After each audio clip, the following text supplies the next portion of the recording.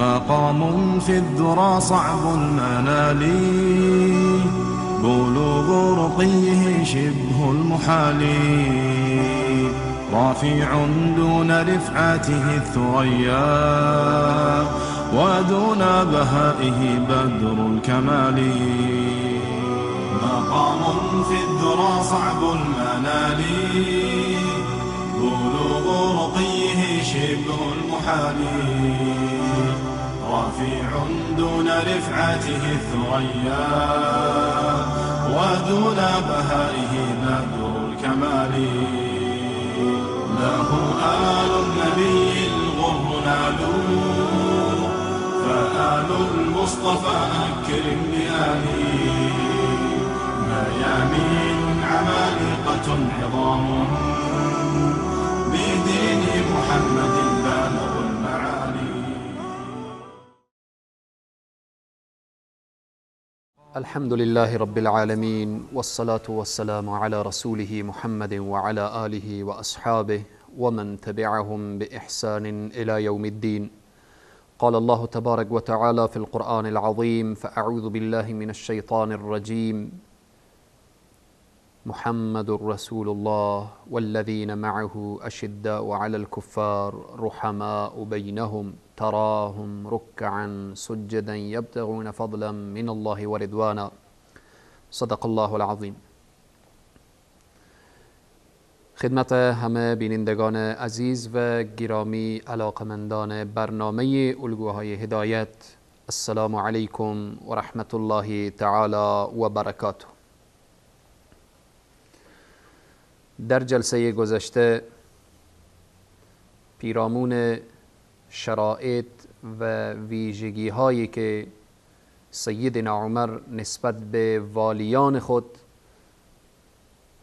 تعیین فرموده بودند اشارات مختصری داشتیم. هنگامی که یک والی و یک قاضی در جای و در منطقه از طرف سیدنا عمر رضی الله تعالی عنه مقرر می شد، سیدنا عمر برای قاضی شرایط را گذاشته بودند و برای والی شرایطی. اما به این که هنگامی که شخص دارای اون شرایطی که سیدنا عمر تعیین فرموده بودند، هنگامی که به او شرایط برابر بود، او را به عنوان والی و به عنوان قاضی می فرستادند. اما بعد از این که شخص والی می شد، چنین نبود که سیدنا عمر او را رها کرده و باز مطمئن می شدن که حالا دیگه من والی مطمئن و دارای واجد شرایطی که گذاشته بودم انتخاب کردم، دیگه لازم نیست که من از او سراغ داشته باشم. چنین نبود. سیدنا عمر رضی الله تعالی عنه بعد از این که والی را انتخاب می کردن، با والی جلسات مختلفی از راههای گوناگون احوال والی رو داشتن و از والی جویا می شدن که چگونه برخورد با رعیت خود دارد. از جمله راههایی که سیدنا عمر مراقبت از والیان خود داشتن چندین نوع بود که به یکی دو نمونه از آن اشاره می شود. سیدنا عمر رضی الله تعالی عنه هیئت را مخصوص روان می کردن که بروند از کارهای والیها مراقبت داشته باشند و هنگامی که اینها برمیگشتن که نزدیک برگشتن اینا بود، این هیئت و یا این مشرفی که میرفت و کسی که نظارگر بود میرفت که کارهای والی و بالاخره سرپرست او شهر و دیار را بررسی بکنه، در روزهای اخیر صندوقهای گذاشته میشد. سیدنا عمر دستور داده بود که در او شهرها صندوقها گذاشته شود به خاطر بیان نمودن مشکلات مردم، به خاطر پیشنهادات، به خاطر اظهار مشکلات. چون شاید مردمی باشند که نتوانند برای خود والی مشکل را بگویند، برای خود این هیئت بگویند، مخفیانه شخص مشکل خود را تحریر میکرد، می آوردن با این صندوق به اصطلاح سمع شکایات ای را می انداختن و او صندوق آورده می شد به محضر امیر المؤمنین فاروق اعظم. سیدنا عمر رضی الله تعالی عنه صندوق را باز می کرد و این نامه ها را یکایک می خواند که هر کس مشکلات داشت این مشکلش به سمع امیر المؤمنین می رسید بدون اینکه کس دیگری قبلا واقف بشه و یا اینکه کسی بدانه که این مشکل از طرف کی مطرح شده است. به هر حال سیدنا عمر رضی الله تعالی عنه از طریق گذاشتن صندوق و مردم مشکلات خود را بیان میکردن و از طریق هیئتی که روان میشد والیها بررسی میشد. سیدنا عمر مراقبت از والیان داشتند. همچنین موضوع دیگر برای بررسی و مراقبت از والیان موسوم حج بود. از هر شهری و از هر دیاری حجاج می آمدن، از بصره می آمدن، از کوفه می آمدن، از مصر می آمدن، از راهای دوردست از فارس و روم می آمدن. سیدنا عمر با اهل هر شهری که سیدنا عمر در اونجی والی داشت اهل او شهر را صدا می کرد و با اونا نشست و برخاست می کرد و احوال والی را پرسان می کرد که آیا شما از والی خود راضی هستید؟ آیا از این مسئولی و مأموری که بر سر شما انتخاب شده آیا شما راضی هستید؟ و مردم آنچه که مشکلات داشتن و یا راحتی داشتن به سیدنا عمر مطرح می کردن و بیان می کردن که ما نمونتاً از عدالت سیدنا عمر نسبت به والیانش. سیدنا عمر چنین نبود که تنها فقط رعیت و مردم عادی را مد نظر و تحت کنترل داشته باشه. نه خیر، سیدنا عمر چنان برخورد شدیدی با والیان خود داشت در عرصه عدل و عدالت و اینها. نمونتاً از قصص و قصه ها و داستان هایی که سیدنا عمر رضی الله تعالی عنه در زمان خلافتش یا برخورد سیدنا عمر نسبت به والیانش فقط من نمونتاً به یکی دو و سه نمونه اشاره می کنم، نه که این مسائل خیلی زیاد و سیدنا عمر شدیداً با والیایی که اگر یا تخلف می کردن یا قصد تخلف داشتن و یا این که از عدالت به دور می شدن و یا این که نسبت به رعیت خود توجه نمی کردن سیدنا عمر سخت بازخواست می کرد. عبدالرحمن ابن عمر رضی الله تعالی عنهما، عبدالرحمن فرزند سیدنا عمر هست. بدون قصد و بدون اراده و از پیشش خطا شد و ندانست، حتی قصداً نبود، فکر میکرد که اینها شراب مسکر نیست. عبدالرحمن ابن عمر شراب می نوشد.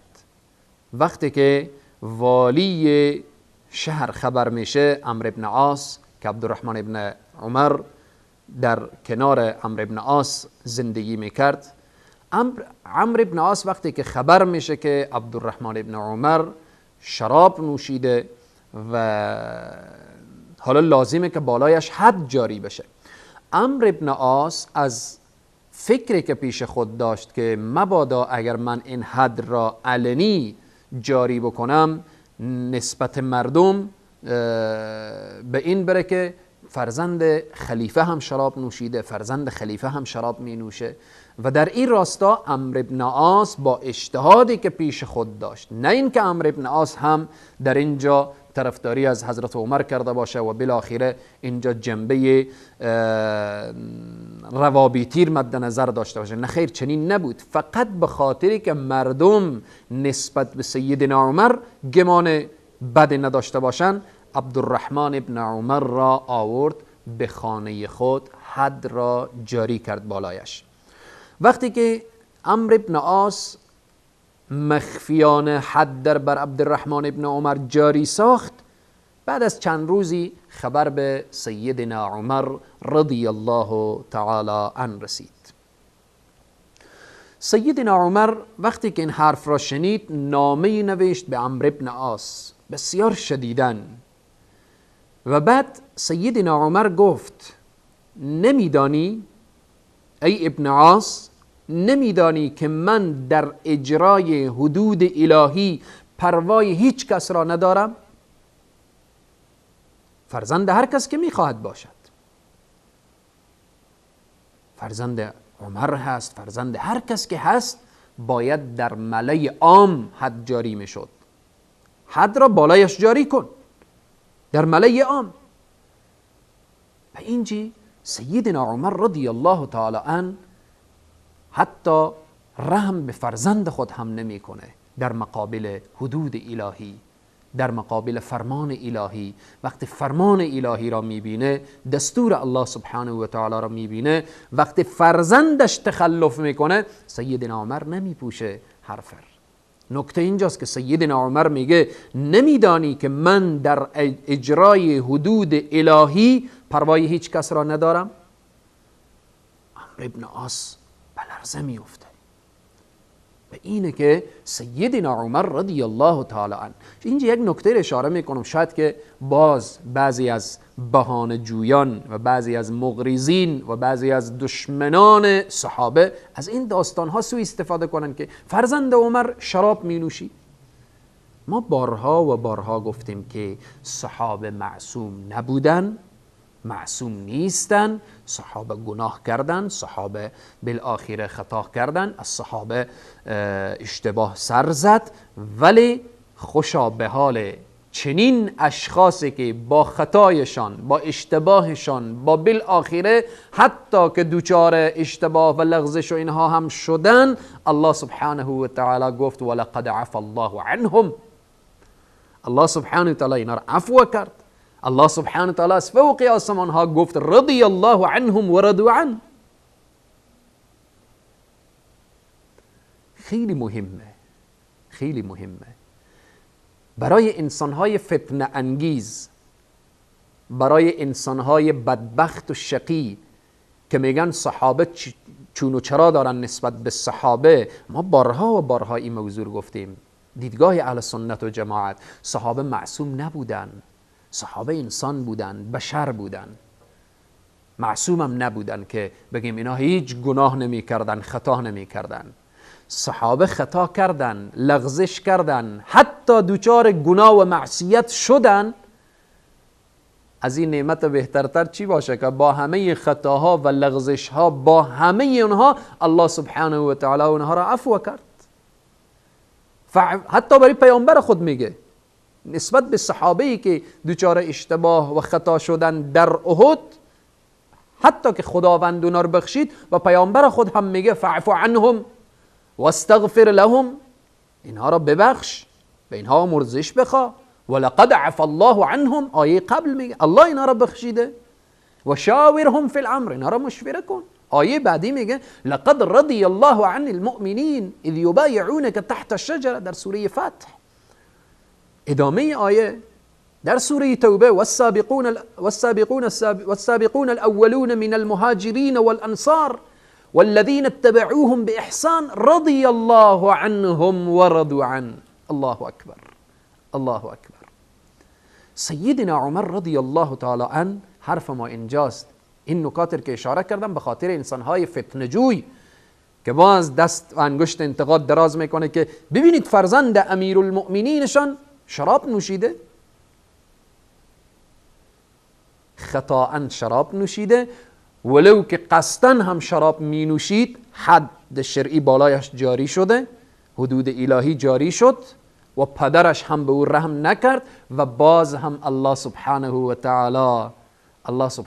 تعالی از پدر و از پسر و از تمام صحابه، حتی از تابعین، اظهار رضایت میکنه تا به قام قیامت. هر انسانی که به راه صحابه قدم بگذاره الله سبحانه و تعالی از او راضی است، چون آمده والسابقون الاولون من المهاجرین والانصار، ادامه آیه والذین اتبعوهم، اونایی که پیروی از اینها را بکنن به احسان. هر انسانی که پیرو صحابه بشه الله سبحانه و تعالی از او راضی میشه. چون ادامهش گفته که رضی الله عنهم و رضوا عنه. الله اکبر. الله سبحانه و تعالی همه ما را پیرو صحابه بگردانه، پیرو ابوبکر و عمر و عثمان و علی بگردانه، پیرو واقعی بگردانه، نه این که فقط شعار باشه. نه خیر، باید اعمال صحابه را در زندگی خود ما تطبیق بدیم. سیدنا عمر رضی الله تعالی عنه چنین شخصی بود که حد و حدود الهی حتی بالای فرزند خود هم جاری میکنه. والی خود را که عمرو بن عاص باشه، به خاطر این حرکتش او را شدیداً تهدید میکنه. همچنین روزی جریان اون مرد قبطی که مسلمان هم نبود که با والی مصر برخورد میشه چگونه بود و چگونه سیدنا عمر قضاوت کرد، خیلی مهمه که سیدنا عمر حرف یک غیر مسلمان را چگونه میشنوه. انشالله بیانش بعد از یک میان برنامه انشالله پس برمیگردیم. السابقون الأولون من المهاجرين والسابقون الأولون من المهاجرين والأنصار السابقون الأولون من المهاجرين والأنصار السابقون الأولون من المهاجرين والأنصار والذين اتبعوهم بإحسان رضي الله عنهم ورضوا عنه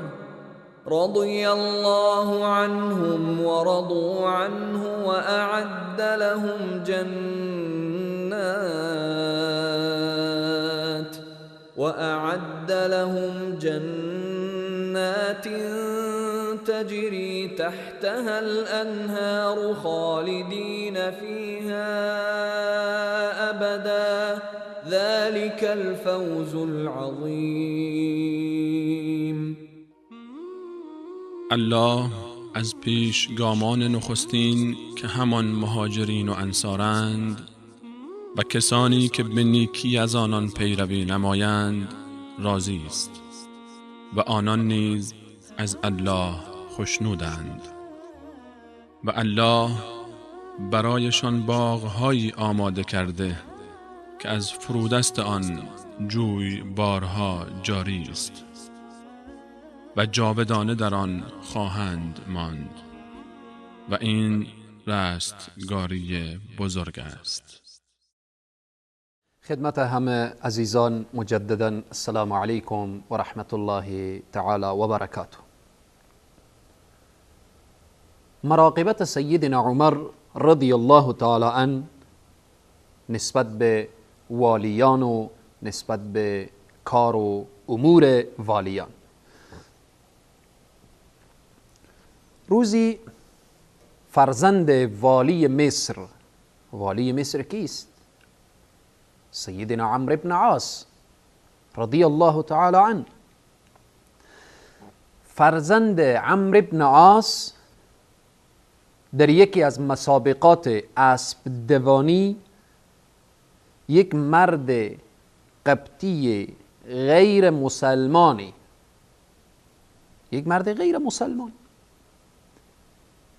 اسبش از اسب فرزند والی مصر سبقت میگیره و پیش میشه. فرزند عمرو بن عاص پایین میشه، چندین تازیانه بر فرق این مرد قبطی غیر مسلمان میزنه. چرا از من پیش شد اسب تو؟ چگونه جرأت کردی؟ نمیدانی من فرزند کیستم؟ مرد قبطی بسیار ناراحت شد و بسیار احساس حقارت و احساس دلتنگی کرد که در مصر در زیر چنین نظامی فرزند والی در حالتی که ناحق میای مرا تازیانه میزنه. چند نفر این حالت را که دیدن برای این مرد قبطی گفتن که تو برو شکایت خود را به امیر المؤمنین بکن.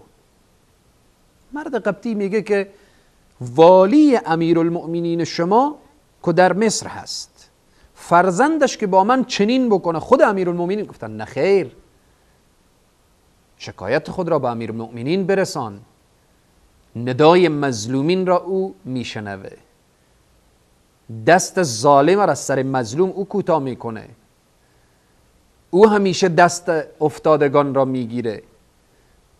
برو بالاخره مشکلات خود را به سیدنا عمر بکن. مرد قبطی می آید در مدینه منوره،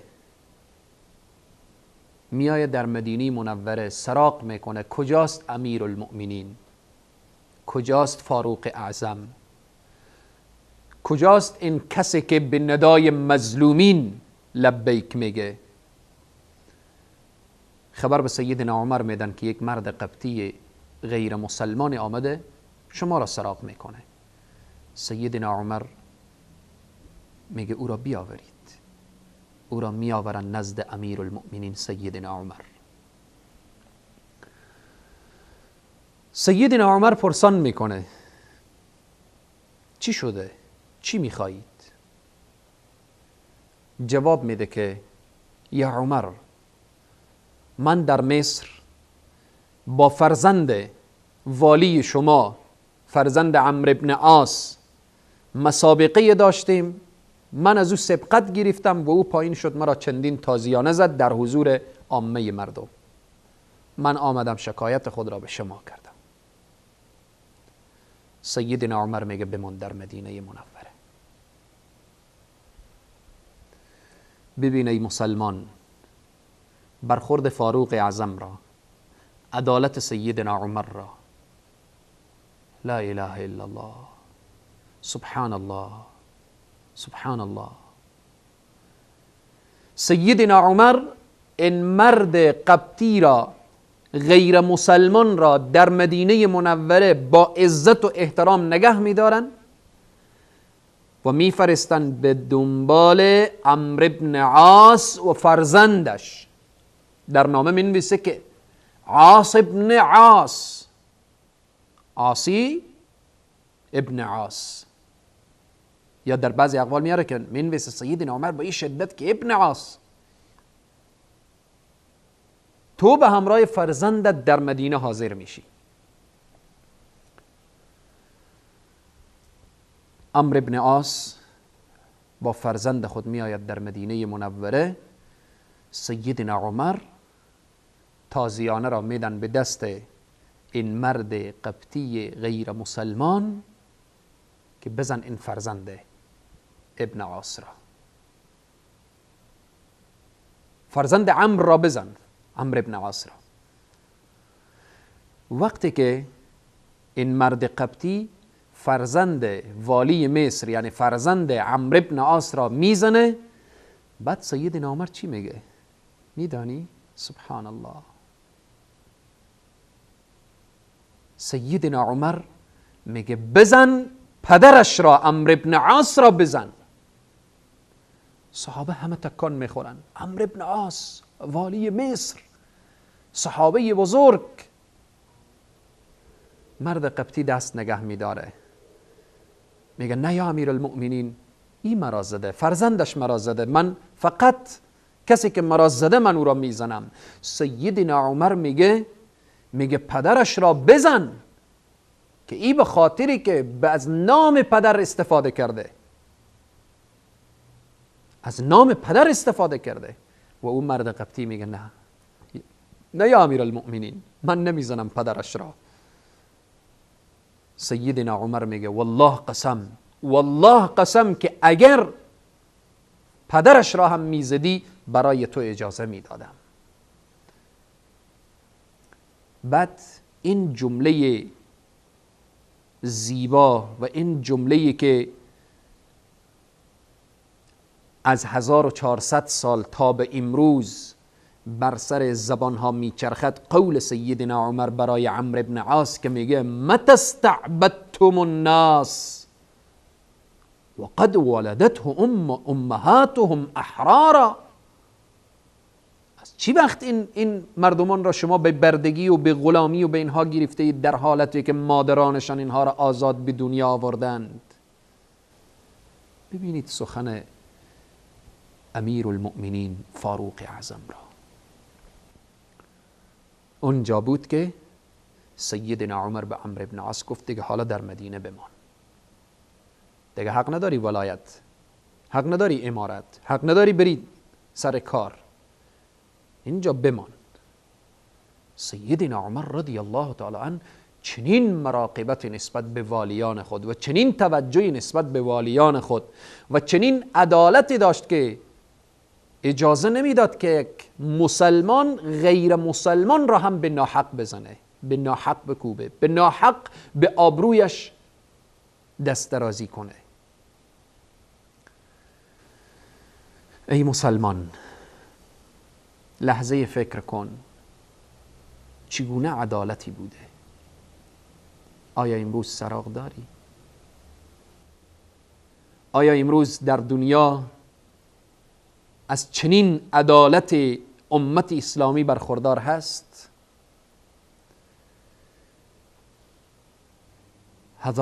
هزار رحمت خدا باد بر تو ای امیر المؤمنین، ای فاروق اعظم، ای عمر بن الخطاب.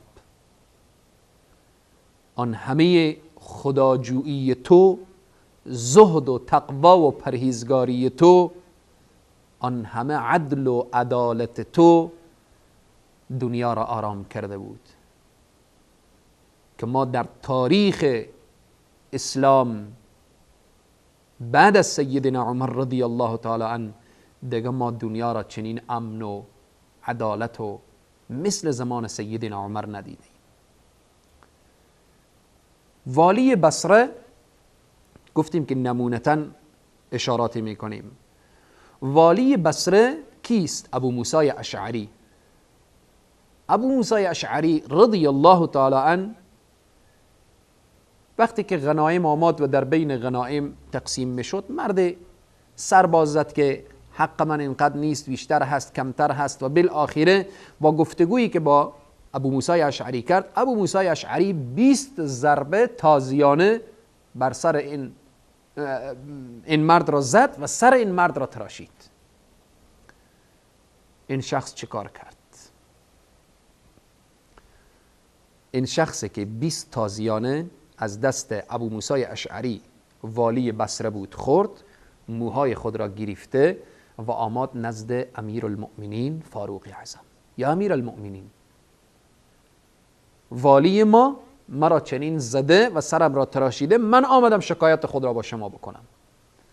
سیدنا عمر رضی الله تعالی عنه نامه نوشت که اگر این را در ملأ عام زدی، این باید تو را در ملأ عام بزنه.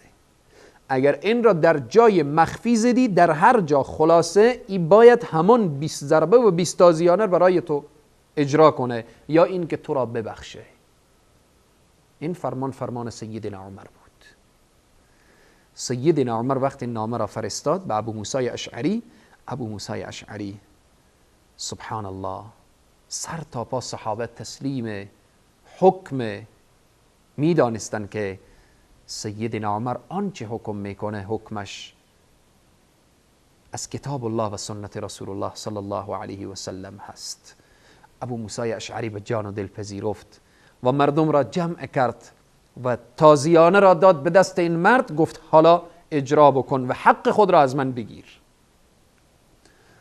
وقتی که این شخص تازیانه را گرفت، ابو موسی اشعری آماده شد و همه نگاه میکردن و این میخواست که تازیانه را بر وجود سیدنا ابو موسی اشعری پایین بیاره، دید که کاملا عدالت هست، سر به آسمان کرد و گفت بار الها پروردگارا، من این را بخشیدم.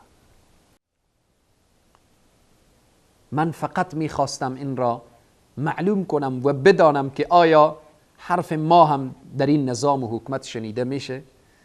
وقتی اینقدر عدالت هست، بار الها پروردگارا، من ابو موسی اشعری را بخشیدم. این بود که ابو موسی اشعری را نزد و او را عفو کرد و بخشید. این مراقبت سیدنا عمر رضی الله تعالی عنه از والیان. که نسبت به والیان خود چنین نبود که وقتی که شرایط برابر میکرد، شرایط سیدنا عمر که در جلسه گذشته بیان شد که چی شرایط یک والی داشته باشه، بعدن که والی را میفرستاد دیگه هیچ مراقبت نمیکرد. چنین نبود. سیدنا عمر بعد از فرستادن اول شرایط را تعیین کرده بود، کسی که واجد شرایط بود او را به عنوان والی میفرستاد و بعد مراقب داشت، مراقبت میکرد، هیئت میفرستاد، صندوق شکایات میگذاشت، در موسم حج از مردم پرسان میکرد و اگر به یک رعیت ندانسته ظلمی صورت میگرفت یا کسی آزار و اذیت میدید، حتی از والی و یا فرزند والی بود، سیدنا عمر او حد و یا او انتقام پس از اونها میگرفت و از مظلومین دفاع میکرد. انشاءالله باز هم پیرامون مراقبت سیدنا عمر از والیان که یکی دو نمونه دیگه هم انشاءالله برای اینکه بیشتر و بیشترتر بدانیم و همچنین جریان عزل خالد ابن ولید در زمان سیدنا عمر چگونه بود که دشمنان از این سوء استفاده کردن بین سیدنا عمر و بین سیدنا خالد ابن ولید، شگاف ایجاد میکنن که بین اینها مشکلاتی بوده. نخیر چنین نیست. این روایات ضعیف و روایات جهلی است که میخواهند که صحابه را خدشه‌دار کنند که این را نمیتوانند خورشید را با دو انگشت ناپدید کنند. صحابه بودند. انشاءالله به جلسه بعدی باز هم پیرامون مراقبت سیدنا عمر از والیان و عزل خالد ابن ولید چگونه بود انشاءالله بیان خواهیم کرد. تا برنامه بعد شما را به خداوند کریم و رحیم می سپارم. و السلام علیکم و رحمت الله تعالی و برکاته. مقام في الذرى صعب المنال، بلوغ رقيه شبه المحال، رافع دون رفعته الثريا، ودون بهائه بدر الكمال. مقام في الذرى صعب المنال، بلوغ رقيه شبه المحال، رفيع دون رفعته الثريا، ودون بهائه بدر الكمال. له آل النبي الغر نالوا، فآل المصطفى أكرم بآله.